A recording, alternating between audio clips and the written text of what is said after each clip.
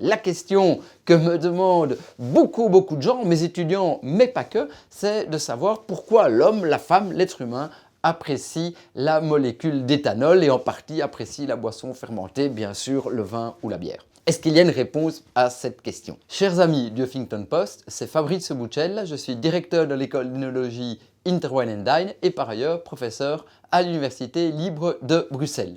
Alors la réponse à cette question a été traitée dans un ouvrage d'un peu moins de 300 pages qui s'intitule « Pourquoi boit-on du vin ?», que votre sous-signé, si vous voulez, moi-même, ai eu le plaisir et l'honneur d'écrire et qui a été publié tout récemment aux éditions Duno. Donc si vous souhaitez le traitement complet de cette question, faites-vous plaisir, faites-moi plaisir et procurez-vous le livre. Mais au-delà de ça, je vais essayer de vous donner quelques éléments, bien sûr, tirés de mon ouvrage et qui vous expliquent pourquoi est-ce que l'homme apprécie la boisson fermentée.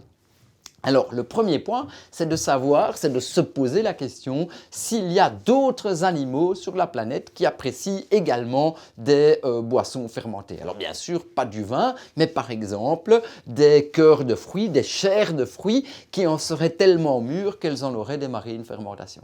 Et là, sans rentrer dans le détail, parce qu'on doit garder quand même un certain temps dans la vidéo, sans rentrer dans le détail, je peux vous dire que les chercheurs, depuis une dizaine d'années, se sont mis à la recherche de ces animaux et ils en ont trouvé.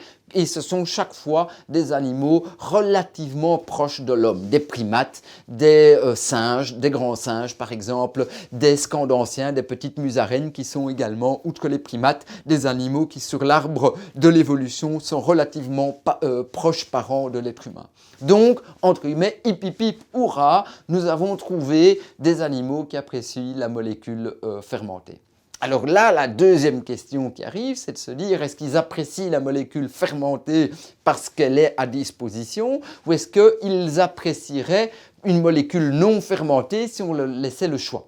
Et là, on a fait des expériences avec des animaux et d'autres et on leur a proposé différentes solutions qui contenaient de l'éthanol. Et ça n'a bien sûr pas coupé, si vous me permettez l'expression, les animaux qui subissaient l'expérience préféraient bien les petits pots avec les solutions avec un peu plus d'éthanol qu'avec un peu moins d'éthanol. Donc là on s'est dit double hurrah entre guillemets. Non seulement il y a des animaux qui dans leur habitat naturel vont à la recherche de cœurs de fruits, de cœurs de palmiers qui ont démarré une fermentation, mais en plus quand on leur met la possibilité de choisir, eh bien bardaf entre guillemets, si vous me permettez l'expression, ils vont vers les solutions qui contiennent plus d'éthanol.